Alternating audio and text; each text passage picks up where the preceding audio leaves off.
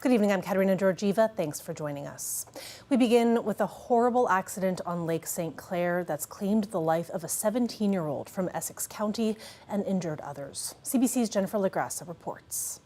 It was here that a day out on the water took a tragic turn for 4 teenage girls. Some were driving a jet ski and others were being pulled behind in a tube on Lake St. Clair Thursday afternoon. All of a sudden, the jet ski slammed into this steel break wall. It happened right in front of Marco Malizia and his family, who are renting this trailer on the water. She came in too close and she just hit the wall at top speed and came up, watercraft came up over the edge, everything hit, and it just happened very quickly. I started screaming for help. I told my daughter, grab the phone. I told anyone, grab the phone, call 911, call 911. His daughter, Gracie, called 911 while he and his wife tried to help the injured girls, along with some other nearby neighbors. And those poor kids, they were hoping to have some fun, and and it was very tragic in the end. I know if it was my daughter, I wish someone would do it for her, so. I think that's just the biggest thing that went through my mind. That goes through my mind is I didn't think, just tried to do what I could, obviously. A 17-year-old died, a 16-year-old was airlifted to a trauma center with critical injuries, and the other 2 teens have minor injuries. Ontario Provincial Police haven't said who was driving or who was in the tube. In Ontario, the person driving a jet ski must be at least 16 years old and have a boating license. And if you are towing someone, Transport Canada says there must be a spotter on the watercraft and there needs to be an empty seat available for each person being towed. One volunteer marine rescuer who was not involved with this incident says it's important to wear safety gear and be cautious. Trying to stay safe, especially when you're working in coastal waters, would be staying a safe distance off of shore, right? Especially if you're going at a high rate of speed, or in like potentially what we're hearing with this incident was that they had some people they were towing. You want to make sure that you have enough room that if something happens, you're not going to be coming into danger. So that not only staying away from shore, but also staying away from other boats, staying away from swimmers. Back in Lakeshore, Malizia says his family is still trying to process what happened and sends love to the families grieving from this accident. Jennifer LaGrassa, CBC News, Lakeshore. Up next, in the intensity of the summer heat, many of us rely on air conditioning as a lifeline. But the costs involved can lead to conflicts with landlords, and advocates want tenants to know their rights. If your landlord tells you that you need to pay a brand new charge for your AC unit, it might not be legal. Here's what you need to know. This tends to come up during an ownership change, when a new landlord steps in. If you've always had an AC unit in your home, but your landlord asks you to pay a new fee for it, the charge is not legal. In the most egregious cases, landlords might harass tenants and threaten them with eviction. Tenants are confused, particularly those who've lived in these buildings or had their tenancy for several years prior to new ownership taking over. So far, Baquet's Clinic, Community Legal Aid, has represented a couple clients on this, with the landlord and tenant board siding with the tenants. And the wording in the ruling is clear. The landlord cannot unilaterally change the terms of the tenancy agreement after the tenancy commenced and implement a new charge. For this reason, the charge is an illegal charge. But not all tenants know their rights. Do not assume you have to pay a fee just because your landlord says that it's a fee. The other thing that we're running into is some people don't know any better. So out of fear of being evicted, they end up paying the fee. The problem with that is under the Residential Tenancies Act, which is the law that governs tenancies in Ontario, if a tenant pays an illegal charge for 12 months, it's deemed legal at that point. There are cases where the law is split, though. For example, in cases where a tenant might add a new AC unit, Baquet says it's not quite as cut and dry. She adds, as electricity and utility costs go up, we are going to see more landlords trying to recoup those costs any way they can.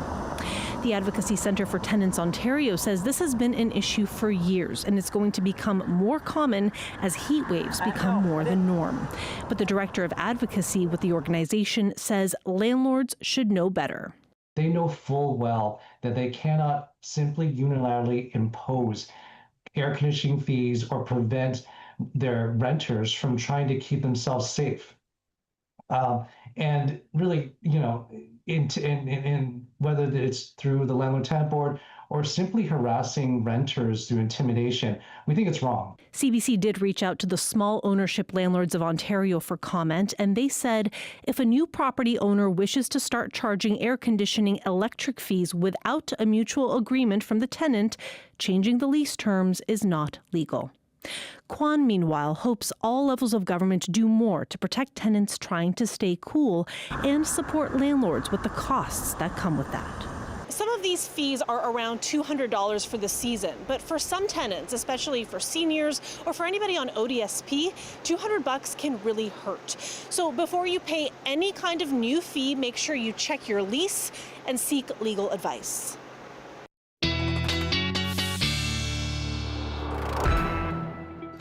And speaking of heat, it is time now for our first look at weather on another sweltering day. Here's Riley Lachuk. Well, Kat, it's a hot and humid one out there through the afternoon hours. Looking at some of our afternoon temperatures, 29 in Windsor, a bit cooler in Chatham, Kent, a bit of a southerly breeze off the lake there, 29 in Sarnia. Temperatures hanging around 30 with the humidity into the 33, 34 territory.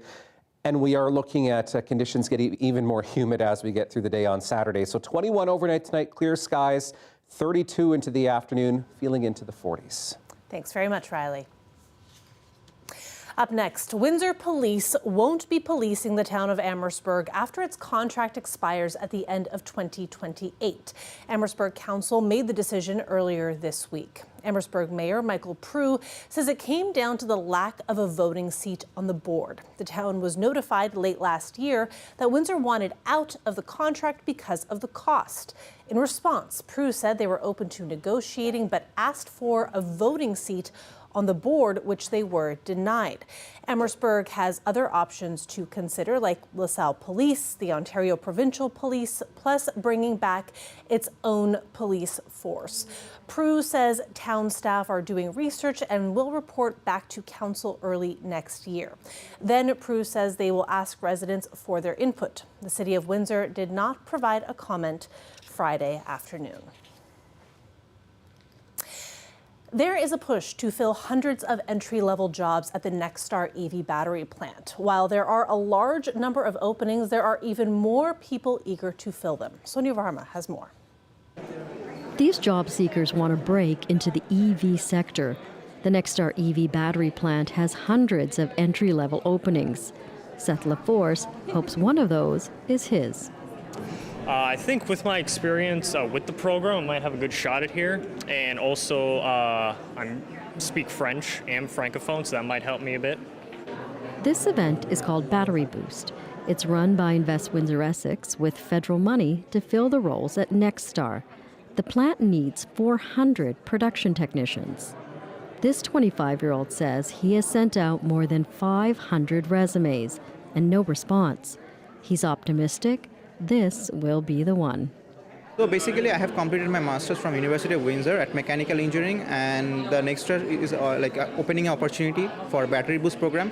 And I felt like I applied for the engineering position over there, but couldn't get a chance over there. So I thought this program might help me to get a certification, and that will help me pursue my career in this battery field industry. Invest Windsor Essex is running several of these sessions to fill the 400 jobs. About half now are taken. The agency says it's getting interest from people of all backgrounds and ages. So far, 40% of the accepted participants have been over 50 years old.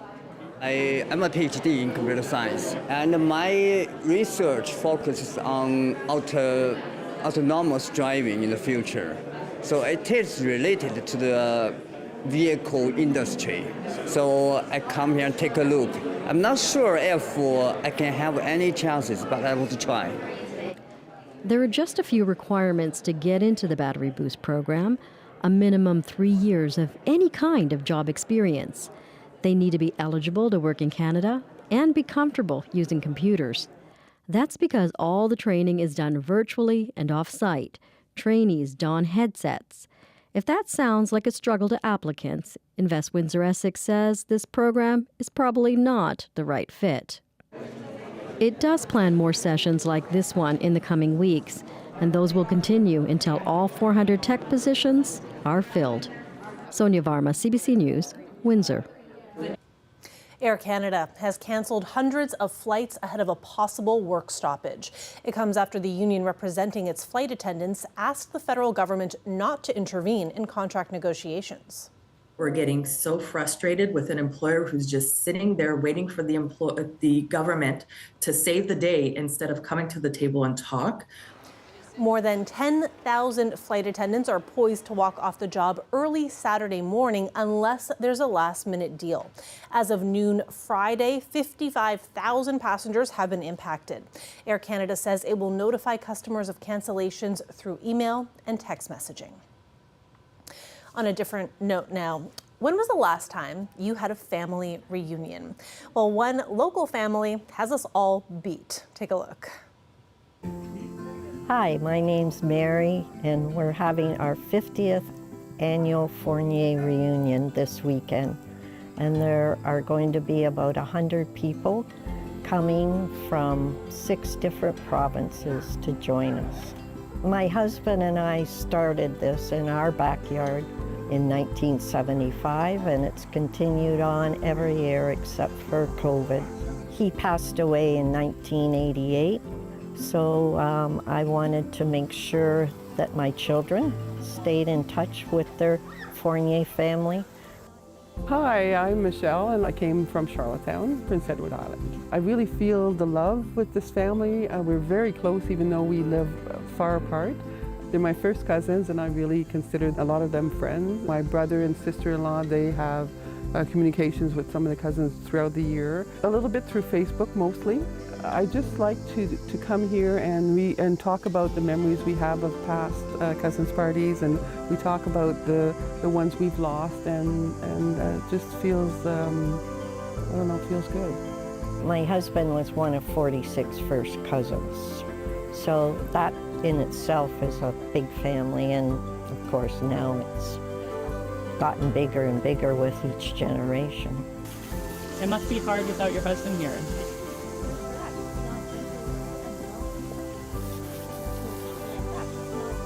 He'd be very, very, very happy. He shines down on us. Oh, that's a touching story. We're going to turn now to the Windsor Assembly Plant, where dozens of workers are learning that they are out of a job. CBC's Emma Loop has more.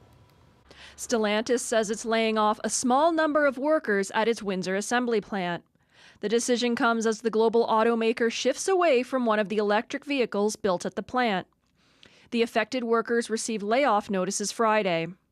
The layoffs are based on seniority and are a result of regular volume adjustments at the plant, a spokesperson said in a statement. Still, the job losses come after Stellantis postponed production on the 2026 Dodge Charger Daytona RT, an electric muscle car.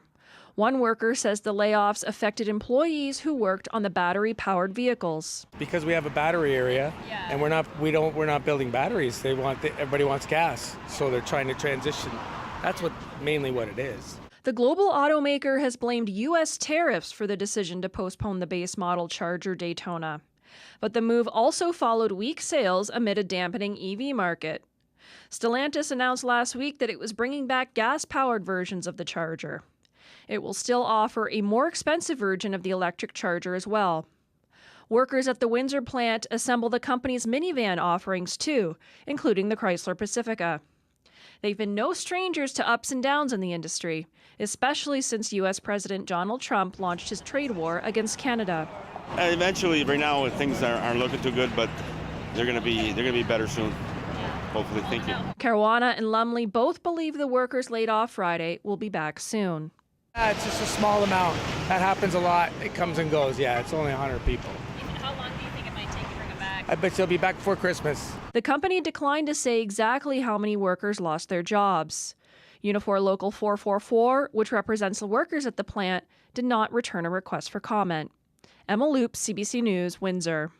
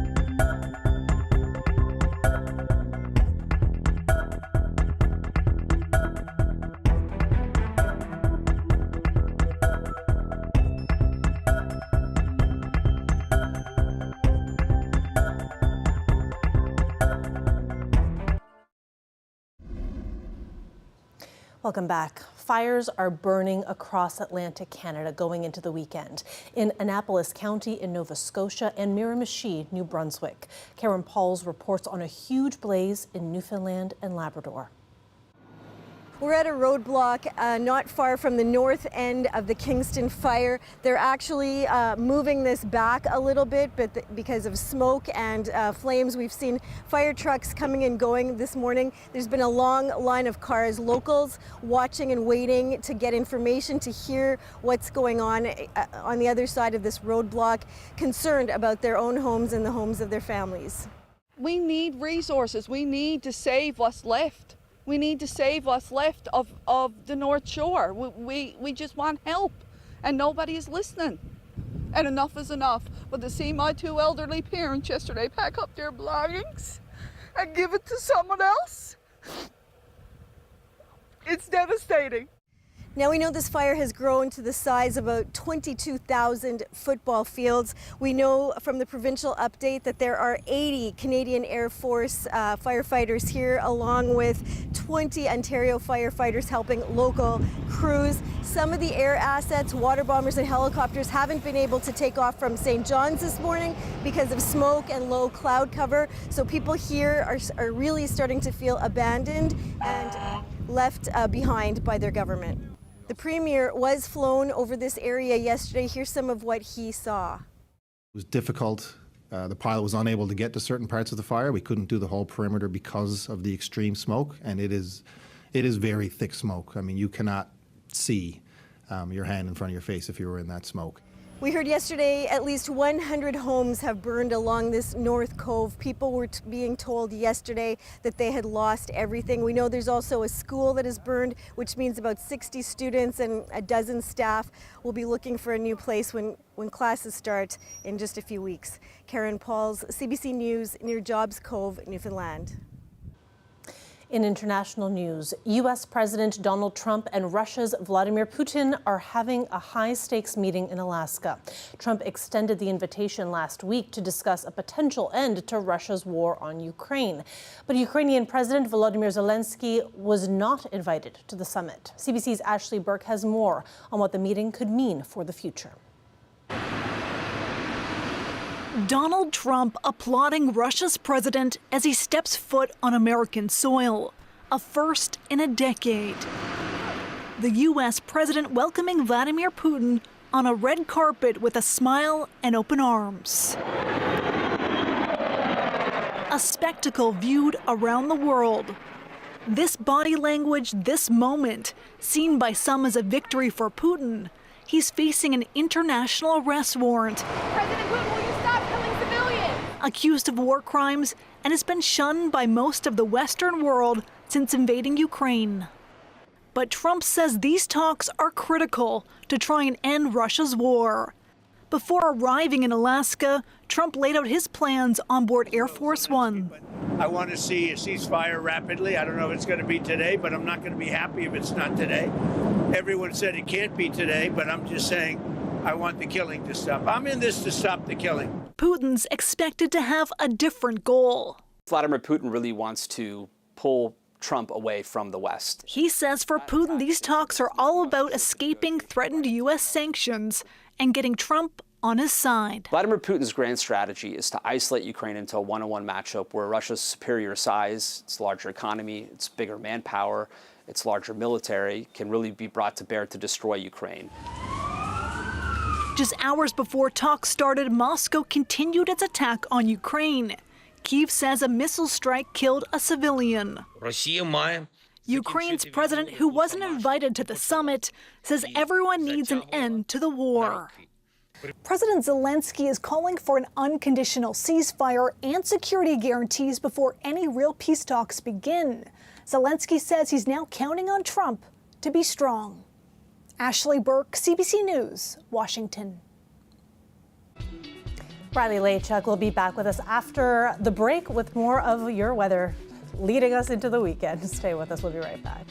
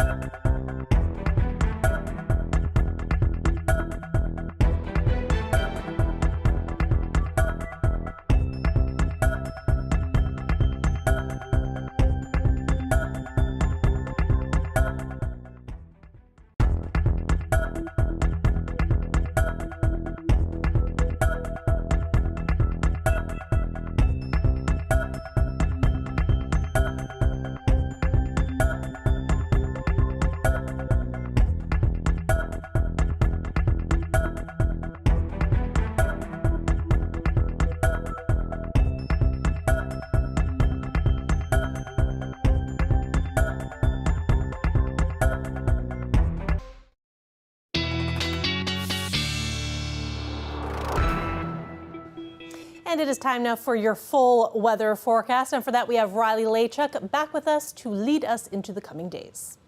Well, Kat, we are looking at a hot and humid weekend setting up as we get through the next couple of days, but there is some relief coming in the long-range forecast, and I'll get into that. Look at our setup upper level right now, and you can see the jet stream. We've started to see this trough forming over Hudson Bay, over the northern prairies, and this is what's going to provide a little bit of relief as we get into the next few days here. But for now, at least, under this ridge of high pressure, which is pushing up a lot of hot and humid air from the southern states once again, and sending us back into those humid readings that are close to or above 40 for the weekend. So close to the surface, again, high pressure keeping us fairly sunny throughout the afternoon, a few passing clouds, but that's really about it weather-wise. We are looking at very calm conditions, at least through Saturday. We could get bit of instability as we head through late afternoon, for example, but really that's about it in terms of some much needed precipitation. So I've stopped it here at 4:30 in the afternoon with the heat and the humidity that we're looking at through the afternoon hours. Can't rule out the possibility of some thunderstorm activity popping up as we get through the afternoon. We're talking the potential for some downpours, some strong winds, maybe even some hail. We're not expecting some of this to fire up into severe thunderstorm territory, but certainly you could run into a few rumbles of thunder or a few passing showers as we head into Sunday morning. This all coincides with a cold front that will push through as we get through Sunday. This does a couple of things. First off, introduces quite a bit of cloud cover, so a bit drearier into the day on Sunday, but also once we get through this into the day on Monday, really pulls our temperatures back to something a lot more comfortable and a lot more seasonal as we start next week. So the possibility out of some of this cloud cover as we get through Sunday of seeing a few showers, slim if that, we'll maybe put it at 30% for the weekend, but we are looking at the potential for a few showers into Sunday. So humid and hot for Saturday, a bit more dreary on Sunday as we see this pattern changing. Behind that, this trough in the jet stream forms, and this is really going to introduce a much drier and a much more stable air mass as we get through the next week here, a little bit less volatile thunderstorm-wise. So temperatures, first thing in the morning already, 23 degrees in Windsor, Sarnia, 20 first thing in the morning. We'll see that shift in wind starting to happen, so some cooler temperatures closer to the water. Into the afternoon, looking at temperatures 31, 32 degrees, a mix of sun and clouds throughout the day, although I think mainly sunny skies for the most part until we run into some thunderstorm potential later in the day. So humidex feeling like 41 tomorrow afternoon, maybe a few showers passing as we get into Sunday, and then Katerina, we're looking at conditions much more comfortable by the time we get to the middle of next week. Thank you very much, Riley. Thanks everyone for watching. Have a fabulous weekend.